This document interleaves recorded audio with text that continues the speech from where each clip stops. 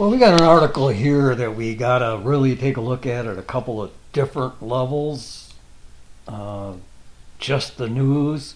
You can look it up on your own. Bud Light marketing exec in charge of Dylan Mulvaney partnership takes leave of absence report. Okay, basically we're just going to hit the highlights on here.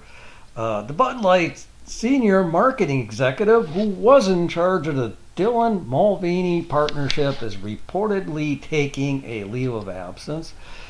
Bud Light's vice president of marketing, Lisa Henderson, will be replaced by Bud Global Marketing VP Todd Ellen, according to the New York Post Friday, citing a report from Adage.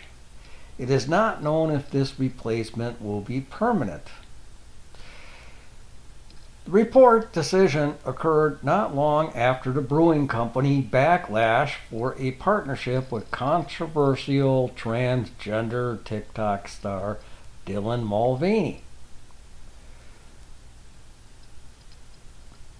Iron Child also got pushback after being interviewed in the podcast Make Yourself at Home, where she explained how in her role at Bud Light she worked to change the brand from fratty and out-of-touch humor to a beer company with more inclusivity. Well, right here, I just want to stop here and make my comment. Inclusivity, which somebody decided to reterm inclusivity to, you got to believe exactly like us, you have to support us, we got all the rights, we're going to tell you what to do, and all this other stuff that goes along with it. And where did he get those ideas from? Well, the devil made him do it. So basically that's what we're seeing here. Now, some of the things that we have to review is we have two people in this story, Dylan Mulvaney. I might want to point out that there's absolutely no proof. We don't see any evidence. He's never claimed to be a transvestite.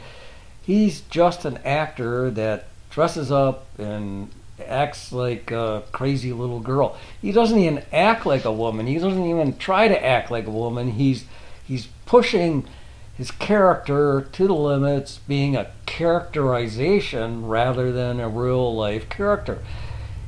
The guy's smart enough.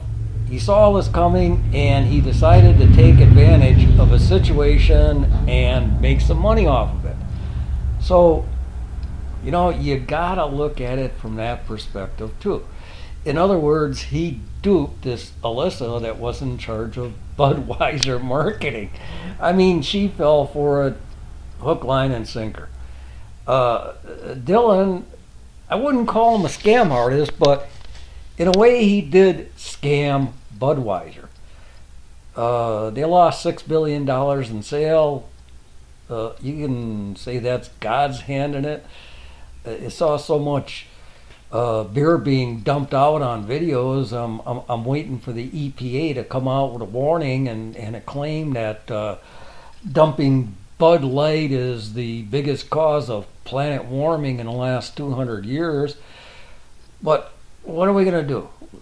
We got these articles, we take a look at them, we see the backlash, and, we learn from it. I mean, we're learning from it. Is the woke generation learning from it?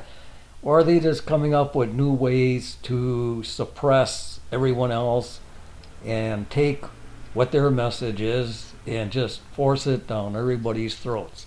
Well, they're not forcing any more Bud Light down people's throats. I must have seen at least 1,000 gallons of it poured down the drain or in the grass or whatever on videos. So that's not a good idea. Us patriots learn from our mistakes, and the woke never learn. That's what separates the two of us.